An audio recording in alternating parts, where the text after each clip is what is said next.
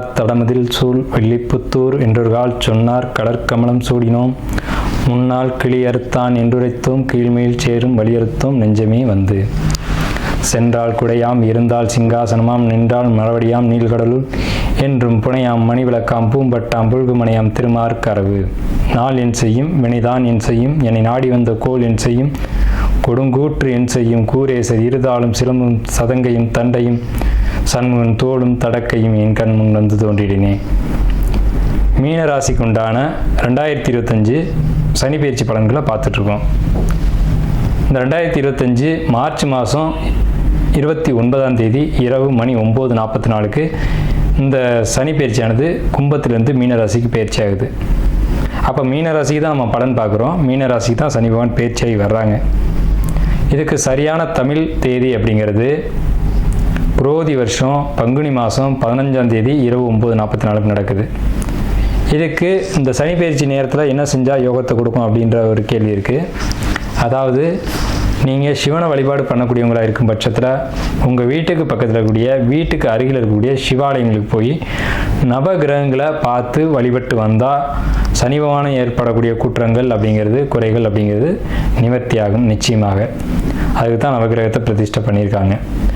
ரெண்டாவது, பெருமாளை வழிபாடு பண்ணக்கூடியவங்க மீன ராசி பெருமாளுடைய ராசி, திருப்பதி பெருமாளுடைய ராசி தான் மீன ராசி. ஏன்னா அங்கே தான் தன்னுடைய சொந்த நட்சத்திரம் உத்திரட்டாதி நட்சத்திரத்தை அவர் வச்சுருக்காரு. அங்கே இன்றைக்கி சனி வேறு வந்திருக்காரு. அவர் சனிக்கும் பெருமாளுக்கும் நெருங்கிய தொடர்பு இருக்குது.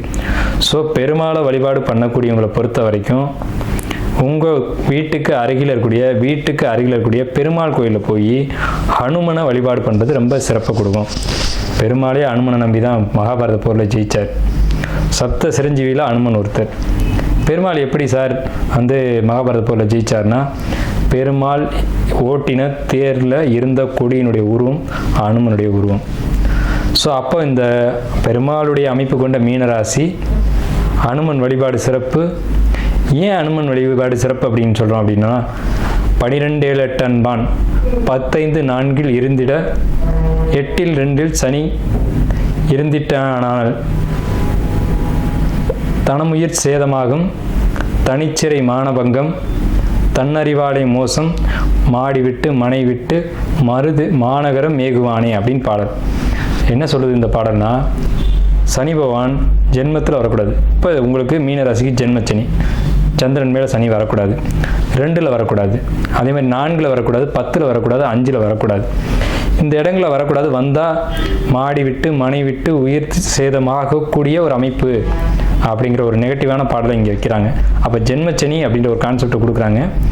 பொதுவாக 7.5 சனி அப்படிங்கிற ஒரு விஷயத்தில் நமக்கு உடன்பாடு இல்லை. இருந்தாலும் கோச்சார கிரகத்துக்கு நம்ம பலன் சொல்கிறோம் அப்படிங்கிற அடிப்படையில் கோச்சார கிரகத்துக்கு 20% பலன் கொடுக்கக்கூடிய ஒரு அமைப்பு உண்டு. மற்ற 80% சுயஜாதம் தான் ஒரு பலனை முடிவு செய்யும். மனசாட்சிக்கு விரோதமாக பலன் சொல்லக்கூடாது அப்படிங்கிறதுனால தான் கோச்சாரத்துக்கும் சுயஜாதத்துக்கும் இருக்குமான தொடர்பை நான் இங்கே விளக்கி காட்டுறேன். ஸோ இப்போ இந்த 20% பலன்களில் எங்களுக்கு நடக்குமா நடக்காதான்னு கேட்டிங்கன்னா அதை உங்கள் சுயஜாதம் தான் முடிவு செய்யணும். அப்போ இந்த 20% சொல்லக்கூடிய பலன்கள் கண்டிப்பாக நடந்தே தீரும், அதில் மாற்றுக்கிறதுக்கு இடமில்லை. அப்போ இது எப்படி நடக்கும்? பெருசாக நடக்குமா சின்னதாக நடக்குமா அப்படின்னு கேட்டால், உங்கள் சுயஜாதகம் சப்போர்ட் பண்ணால் பெருசாக நடக்கும். உங்கள் சுயஜாதகம் இதுக்கு சப்போர்ட் பண்ணல, ஒரு நெகட்டிவான விஷயத்துக்கு சப்போர்ட் பண்ணல அப்படின்னா அது சுருக்கமாக குறைவான கெடு பலன்கள் கொடுத்துட்டு ஒதுங்கி போயிட்டே இருக்கும். இதுதான் ராசி பலன்கள் கூடிய உண்மை நிலை அப்படிங்கிறது. சரி, இப்போ மீன ராசிக்கு போவோம். மீன ராசியினுடைய குணாதிசயங்கள் என்ன, கிரக நிலைகள் என்ன, பலன்கள் என்ன அப்படியே வரிசையாக பார்த்துருவோம். மீனராசியினுடைய குணம் அப்படிங்கிறது 2 மீன்கள் துள்ளி கொண்டிருக்கக்கூடிய ஒரு உருவமைப்பு தான் மீனராசி. மீனராசியில் சுக்கிரன் உச்சம், புதன் நீச்சம் அப்படின்ற ஒரு கான்செப்ட் அங்கே இருக்குது. இதெல்லாம் வச்சு பார்க்கும்போது குருவினுடைய வீடு அப்படிங்கிறதுனால நல்ல குணங்கள் நல்ல எண்ணங்கள் அப்படிங்கிறது நிறைய இருக்கும். மீனராசிக்கு பொதுவான பலனில் ஒன்று இருக்குது, காதல் செட் ஆகாது.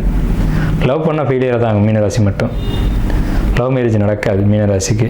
ஏன்னா அங்கே புதன் நீச்சம், சுக்கிரன் உச்சம். அதே நேரத்தில் மீனராசிக்கு பொதுவான கான்செப்ட் என்ன, திருமண வாழ்க்கை ரொம்ப சிறப்பாக இருக்கும், உத்தமமாக இருக்கும் அப்படின்ற ஒரு கருத்தியல் இருக்குது. ஸோ இப்போ மீனராசிக்காரங்களுடைய குணம் அப்படிங்கிறது உயர்வான குணம், உயர்வான எண்ணம், பாரம்பரியத்தை மதிக்கணும், பாரம்பரியத்தை காப்பாற்றணும், பெரியவங்களை மதிக்கணும். அதாவது மீன்கள் எப்படி எல்லா நேரமும் தூய்மையாக இருக்குது, தூய்மையை விரும்புதோ, அது மாதிரி ஒரு அசுத்தமான விஷயங்களோட தூய்மைப்படுத்தி பார்ப்பாங்க. தங்கள் குடியிருக்கிற இடத்த ரொம்ப சுத்தபத்தமாக வச்சுக்குவாங்க அப்படிங்கிற ஒரு விஷயம்லாம் இருக்குது. நல்ல எண்ணங்கள் நல்ல குணங்கள் இதெல்லாம் நிறைய இருக்கும். கால் சம்மந்தப்பட்ட பாதம் சம்மந்தப்பட்ட பிரச்சனைகளை மீன ராசி சந்திக்கும் வாழ்க்கையில். மீனராசிக்காரனுடைய கேரக்டர் அப்படிங்கிறது நல்ல குணம், கணக்கு வழக்கில் ரொம்ப தெளிவாக இருப்பாங்க, யாருக்கு உதவணும் யாருக்கு உதவக்கூடாது அப்படிங்கிறது தெளிவாக தெரியும். அதே நேரத்தில் இந்த மீனராசிக்காரங்களால் எப்போதுமே இன்னொருத்தருடைய வாழ்க்கையை பாதிச்சுக்கிட்டே இருக்கும். ஏதேனும் ஒரு வகையில் ஒன்று மீனராசிக்காரங்களுக்கு திருமணம் ஆகாமல் இருக்கலாம், அதனால் அவர் தம்பி திருமணம் பண்ணாமல் இருக்கலாம், இல்லை இவருக்கு குழந்தை இல்லாமல் இருக்கலாம், அதனால் அவரும் கல்யாணம் பண்ணாமல் இருக்கலாம். இப்படி ஏதேனும் ஒரு வகையில் இவருடைய மீனராசிக்காரனுடைய சகோதரத்திலேயோ குடும்பத்திலேயோ இவரை இட்டு அங்கே ஒரு தொந்தரவு சொல்லும். ஏன்னா மீன்கள் இரண்டும் ஒன்றை ஒன்று வாழை கவிக்கிட்டே தான் இருக்கும். அப்போ இன்னொரு மீனுடைய வளர்ச்சியை தடுக்கிறது தான் மீனராசியினுடைய உருவ சின்னத்தினுடைய அமைப்பு அப்படிங்கிறது. சரி, இப்போ கிரக நிலைக்குள்ளே போயிடலாம். ஜென்மத்தில் சனி, அதான் ஜென்மம் 12 7 8 10 4 2 ஏறிட்டான் சனியே 8 2 தனமும் உயிர் சேதமாகும் அப்படின்ற பாடல். அப்போ ஜென்ம சனி அப்படிங்கிற கான்செப்ட் வருது. ஜென்மத்தில் சனி அப்படின்னா சந்திரன் மேலே சனி அப்படின்னு அர்த்தம். சந்திரன் ஒளி கிரகம், சனி இருள் கிரகம். சந்திரன் ஒளி கிரகம், சனி இருள் கிரகம். அப்போ ஒளியின் மேலே ஒரு இருள் சூழ்ந்தாச்சு. அப்போ இப்போ மனக்குழப்பம், மன சஞ்சலம், மன போராட்டம், எதை எடுத்தாலும் தப்பாக செய்யக்கூடியது, தவறான ஆலோசனைகள், அதை கேட்க வேண்டியது, நல்ல ஐடியா கொடுக்கக்கூடிய நண்பர்களை விலக்கிட்டு ஒதுங்கிட்டு போக வேண்டியது, தப்பான ஐடியா கொடுக்கக்கூடிய நண்பர்கள் கூட சேர்ந்துக்கிட்டு சகவாசம் வச்சுக்கிட்டு அவங்க சொல்கிறத செய்ய வேண்டியது, அதனால் பாதிப்புகளை சந்திக்க வேண்டியது அப்படிங்கிற ஒரு அமைப்பு தான் சந்திரன் சனி சேர்க்கை சொல்லுது. சரிங்களா? இந்த சனி பயிற்சி நம்ம டேட்டு சொல்லிட்டோம். குரு பகவான் உங்களுக்கு 3ஆம் இடத்துலேருந்து 4ஆம் இடத்துக்கு பயிற்சி ஆகிறாங்க. எப்போ அப்படின்னு கேட்டிங்கன்னா மே 18ஆம் தேதி அன்றைக்கி பயிற்சி ஆகிறாங்க. ராகு கேதுக்கள் மே 14ஆம் தேதி அன்றைக்கி பயிற்சி ஆகிறாங்க. உங்கள் ராசிக்கு 6ஆம் இடத்தில் கேது, 12ஆம் இடத்தில் ராகு. இது பயிற்சி. உங்கள் ராசி மேலே தான் இப்போ ராகு இருக்காங்க. ராகு பேராசை போக கிரகம். அவர் தன் ராசியை விட்டு விலகி தன் 12ஆம் வீட்டுக்கு போகிறாரு, மறைவு ஸ்தானத்துக்கு போகிறாங்க. இதனால் என்ன அப்படின்னு கேட்டிங்கன்னா அந்த பாதிப்புகள் உண்டா அப்படின்னா ராகு 12ஆம் வீட்டுக்கு போனால் 12ஆம் வீட்டை தொந்தரவு செய்வார்ன்றதான் உண்மை. ஆனால் அங்கே குருவினுடைய ஒளி விழுகுது. குருவினுடைய 9ஆம் பார்வை உங்கள் ராசிக்கு 12ஆம் வீட்டை பார்க்குது. அதனால் எந்த ஒரு பாதிப்பும் இல்லை. உங்கள் ராசிக்கு 10ஆம் இடத்தை சனி பார்த்து 10ஆம் இடத்தை குரு பார்க்குது. அதனால் தொழில் முயற்சிகள் ஏதேனும் நீங்கள் முயற்சி பண்ணிக்கிட்டு இருக்கீங்க, பண்ணினால் சிறப்பாக இருக்காது. முயற்சிகள் இப்போது உங்கள் சுயஜாதம் ஒரு வேளை சப்போர்ட் பண்ணால் மட்டும் அது செய்யுங்க. வெளிநாடு போகக்கூடிய வெளிநாட்டு பயணத்துக்கு முயற்சி செய்வீங்க, அது உங்கள் ஜாதகம் சப்போர்ட் பண்ணால் மட்டும் செய்யுங்க. ஏன்னா வெளிநாடு போய் வம்பு வழக்கில் சிக்கணும், தொழில் பண்ணி வம்பு வழக்கில் சிக்கணுன்ற நேரமும் உங்களுக்கு கூட உண்டு. 12ஆம் இடம் சிறைவாசம், 12ஆம் இடம் தொழில் நஷ்டம். இந்த 2 கான்செப்டும் உள்ள இருக்குது. 12ஆம் வீட்டு ராகு அது செய்யும். ஆனால் குரு பார்க்கறதுனால அது தடுக்கிறதுக்கான ஒரு வாய்ப்பு உண்டு. அது ஜோதிடர் கையில் இருக்குது. உங்கள் ஜாதகத்தை ஜோதிடத்தை கொடுத்து கேட்டு அதுக்கான வழிமுறைகளை பின்பற்றி நீங்கள் அதை செய்யலாம், தவறில்லை. அதே நேரத்தில் உங்கள் ராசிநாதன் எங்கே இருக்கார்? மே 14ஆம் தேதிக்கு மேலே உங்கள் ராசிக்கு கேந்திரம் ஏறார்.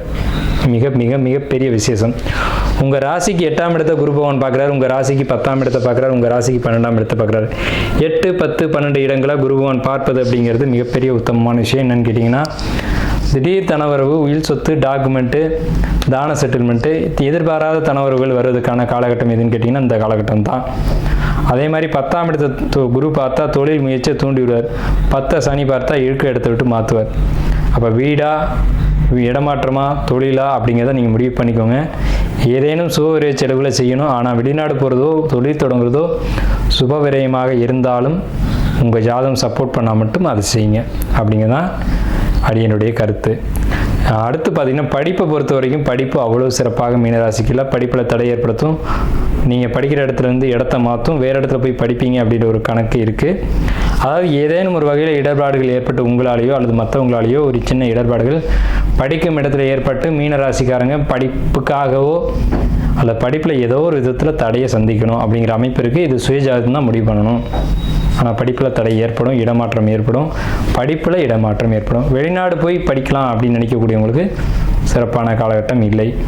அதை ஒரு 2 வருஷம் தள்ளி வச்சுக்கலாம். சரிங்களா? ஏன்னா ஜென்மச்சனி அப்படிங்கிறது தலையின் மீது இருக்கக்கூடிய சனி அப்படின்னு அர்த்தம். ஸோ இது சிறைப்படுதல் அப்படின்ற கான்செப்டில் வருது. வெளிநாடு போனால் அங்கே ஏதேனும் பாஸ்போர்ட்டில் சிக்கல், விசால சிக்கல் அப்படின்னு ஒரு பிரச்சனைகள் மாட்டக்கூடிய வாய்ப்புகள் உண்டு. ஆகையினால் இதை ஜோதிடர் கையில் கொடுத்து முடிவு செய்யுங்க. தசா புத்தி அந்தரம் என்ன சொல்லுதுன்றதை பார்த்துக்கோங்க. படிப்பை பொறுத்த வரைக்கும் 4ஆம் இடத்து குரு 8ஆம் இடத்தை பார்க்குறாரு. உங்களுடைய 8ஆம் இடத்தை பார்க்கறதுனால ஆராய்ச்சி கல்வி படிக்கக்கூடிய மாணவர்களுக்கு ரொம்ப சிறப்பான காலகட்டம். ஆராய்ச்சி படிப்புகளுக்கு சப்போர்ட் பண்ணும். உங்களுக்கு 12ஆம் இடத்திற்காக ஆராய்ச்சி படிப்புகளுக்கு சப்போர்ட் பண்ணும். மருத்துவ படிப்புகளுக்கு மிக மிக உத்தமமான காலகட்டம். இப்போ 12th முடிச்சுட்டு நீட் எக்ஸாம் எழுதுகிறவங்களுக்கு உடனடியாக பாஸ் பண்ணக்கூடிய அமைப்புகள்லாம் இருக்குது. கலைத்துறையை பொறுத்த வரைக்கும் வாய்ப்புகள் குறைவான ஒரு அமைப்பில் தான் கிடைக்கும். டக்குன்னு கிடைச்சது போனேன் பண்ணேன் ஜெயித்தேன் அப்படிங்கிறது இல்லை. கலைத்துறையில் புதுசாக முயற்சி பண்ணக்கூடியவங்க இறங்க வேண்டாம். பெண்கள் கண்டிப்பாக அந்த முயற்சிகள் இறங்க வேணாம். தேவையற்ற அசிங்கம் அவமானத்தை சந்திக்கக்கூடிய காலகட்டம். பாரப்பா 12 ஜென்மம் 2 பாங்கான முடவன் சஞ்சார நாளில் சீரப்பா சிறுநோயும் அம்மை பேதி சிவசிவா ஜலபயமும் கிட்டும் பாரு அப்படின்னு சொல்லியிருக்காங்க. அதாவது தேவையில்லாத வம்பு வழக்கு, அதே மாதிரி நோய் கண்டம், அந்த மாதிரியான ஒரு அமைப்புகள், கண்டத்தில் போய் மாட்டிக்கிறது, இப்படி தான் பாடல் சொல்லியிருக்கு. ஸோ அதனால் நீங்கள் வந்து இந்த காலகட்டத்தில் வெளிநாடு போகிற முயற்சிகளும் தொழிலையும் நிறுத்தி வைங்க. ஆராய்ச்சி படிப்பு படிக்கிறவங்க, டாக்டர் படிக்கிறவங்களுக்கு நல்லாயிருக்கும். ஷேர் மார்க்கெட் நல்லபடியாக இருக்கும். இருந்தாலும் ஷேர் மார்க்கெட்டில் ஷேரை வாங்குறதுக்கு முன்னாடி ஒன்றுக்கு பலமுறை யோசித்து தான் வாங்கணும். கலைத்துறையில் இருக்கவங்களுக்கு எச்சரிக்கை கொடுத்துருக்கோம். படிப்பு நம்ம சொல்லியாச்சு. படிப்பை பொறுத்த வரைக்கும் ப்ராப்ளம் இல்லை. 10th 12th படிப்பு மார்க்கு குறையும். குடும்பத்தை பொறுத்த வரைக்கும் தகப்பன் மகன் உறவு சிக்கல்களை ஏற்படுத்தலாம். தாய் மகன் உறவு சிக்கல்களை ஏற்படுத்தும். கணவன் மனைவி உறவு சிக்கல் ஏற்படுத்தும். இதை பொறுத்த வரைக்கும் என்னதான் தீர்வு, என்ன பரிகாரம் அப்படின்னு கேட்டிங்கன்னா, ஒருத்தர் மற்றொருத்தர்கிட்ட விட்டு கொடுத்து போகணும். அதாவது மீனராசிக்காரங்க வாழ்க்கை துணையிட்டையும் குடும்பத்திட்டையும் விட்டு கொடுத்து போகிறது தான் தீர்வு. சரிங்களா? அது மிகப்பெரிய ஒரு தீர்வு. அதே மாதிரி அனுமன் வழிபாடு இந்த காலகட்டத்தில் மீனராசிக்கு மிகப்பெரிய உத்தமமான ஒரு அமைப்பு. முடிந்த வரைக்கும் அதை செய்யுங்க. ஏன்னா மீன ராசி அப்படிங்கிறது சனி நிற்கிறார். சனி தான் அனுமன். சனி வந்து கூரை இல்லாத தெய்வங்கள் பேர். அனுமன் எங்கேயுமே பாருங்கள், சனி மேற்குக்கான கிரகம். பெருமாள் கிழக்கு திரும்பி இருப்பார். பெருமாளை பார்த்தபடியே வெளியே திருப்பாமல் இருப்பார் ஆஞ்சநேயர் மேற்கு பார்த்து. எங்கெல்லாம் அனுமன் வந்து பெருமாளோடு இருக்கார், பெருமாள் கோயிலில் இருந்தார் அப்படின்னா கிழக்கு திரும்பி இருக்க மாட்டார், மேற்கு திரும்பி தான் இருப்பார். அதுவும் அவர் பார்த்த மேனிக்கே இருப்பார், கண்ணு கூட திரும்பாது. ஸோ அந்த மேற்கு அப்படிங்கிற திசைக்கு அதிபதியான சனி பகவான் மீன ராசியில் இருக்கார். அப்படிங்கிறனால அனுமன் வழிபாடு உங்களுக்கு ஏற்பட வேண்டிய பிரச்சனைகள்லாம் ஒதுக்கி கொடுக்கும். அசாத்திய சாதகா சுவாமின் அப்படின்னு அவருக்கு பேர். எது நடக்காதுன்னு முடிவாயிடுச்சோ அதை நடத்துறது தான் அவர் வேலை. நடக்கும்ன்ற விஷயத்துக்கு அவர் வேலையை வரையவே மாட்டார். எது நடக்காதோ அதை நடத்தி வைக்கிறது தான் அனுமனுடைய வேலை. அது ஒரு முறை ஜம்ப் பண்ணதில் வந்து இலங்கையை தாண்டிட்டார் அப்படின்னு சொல்லுவாங்க. அதெல்லாம் நடைமுறையில் சாத்தியமே இல்லாத விஷயம், ஆனால் அவர் செஞ்சார். ஸோ அப்படிப்பட்ட அனுமன் வழிபாடு உங்களுக்கு மிகப்பெரிய விசேஷத்தை ஏற்படுத்தி கொடுக்கும். கணவன் மனைவி உறவு பொறுத்த வரைக்கும் விட்டு கொடுத்து போகணும். எல்லா இடத்துலையும் பொறுமையை கடைபிடிக்கணும். ஏன்னா பொறுமைக்கான கிரகம் சனி உங்கள் சந்திரன் மேலே இருக்காங்க. பொதுவாகவே மீனராசிக்காரங்க வேகமும் பொறுமையும் இந்த அமைப்பு இருக்கும். இறை வழிபாடு, ஆன்மீக வழிபாடுகள் ரொம்ப முக்கியம். ஏன்னா குருவோட வீடு உங்கள் ராசி. அப்போ ஆன்மீகத்தில் இருந்தீங்க அப்படின்னா உங்களுக்கு இந்த சனி பகவானுடைய தாக்குதல் அப்படிங்கிறது பெரிய அளவில் இருக்காது அப்படிங்கிற ஒரு உண்மை இருக்குது. புதிய தொழில்கள் தொடங்க வேண்டாம், அதற்கும் நிறுத்திக்கலாம்னு சொல்லிட்டேன். அதேமாதிரி வெளிநாடு முயற்சிகள் குறைச்சிக்கலாம். ஜோசியத்தை கேட்டு முடிவு பண்ணுங்கன்னு சொல்லியாச்சு. கலைத்துறை, அரசியலில் இருக்கவங்களுக்கு பாதிப்பு கொடுக்கக்கூடிய காலகட்டம். இப்போ மீனராசிக்காரங்க அரசியலில் இருக்கவங்களுக்கு இப்போல்லாம் தொந்தரவு ஏற்பட்டுக்கிட்டு இருக்கு, இனியும் ஏற்படும். அவங்களாம் ஜோசியரை அணுகி கேட்டுக்கிறது உத்தமமான விஷயம். மீனராசிக்கு அரசியலில் சிக்கல் உண்டு. ஏன்னா அரசியலுக்கான கிரகம் சனி, அவர் வந்து உங்கள் ராசி மேலே இருக்கார். அவர் இருக்கிற பொசிஷன் சரியில்லை. ஏன்னா சனிக்கு 12ல் ராகு. இந்த அமைப்பு வந்து அரசியல்வாதிகளுக்கு சிறப்பான அமைப்பு இல்லை. கலைத்துறையில் இருக்கிறவங்களுக்கு சிறப்பான அமைப்பு இல்லை. போட்டித் தேர்வுகளை பொறுத்த வரைக்கும் ஜெயிக்கலாம், அது உறுதி. டாக்டருக்கு படிக்கக்கூடியவங்களுக்கு நல்லாயிருக்கும். ஆராய்ச்சி படிப்பு படிக்கக்கூடியவங்களுக்கு நல்லாயிருக்கும். ஏற்கனவே தொழில் பண்ணியிருக்கேன் சார், அதை கண்டினியூ பண்ணோம்னா கண்டிப்பாக நல்லாயிருக்கும். கடுமையாக உழைக்கக்கூடியவங்களுக்கு இது பொற்காலம். கடின உழைப்பாளிகள், இரவு உழைப்பு செய்யக்கூடியவங்க, நைட்டு வாட்ச்மேனாக இருக்கக்கூடியவங்க, இல்லை இரவில் தான் நான் ஐடி ஃபீல்டில் இருக்கேன் சார், நைட்டில் தான் எனக்கு ஒர்க் அப்படின்னு சொல்லக்கூடியவங்களுக்கு நல்லாயிருக்கும். அதே நேரத்தில் ஐடி ஃபீல்டில் இருக்கவங்க ஒரு கம்பெனி விட்டு இன்னொரு கம்பெனிக்கு ஜம்ப் பண்ண வேண்டாம்.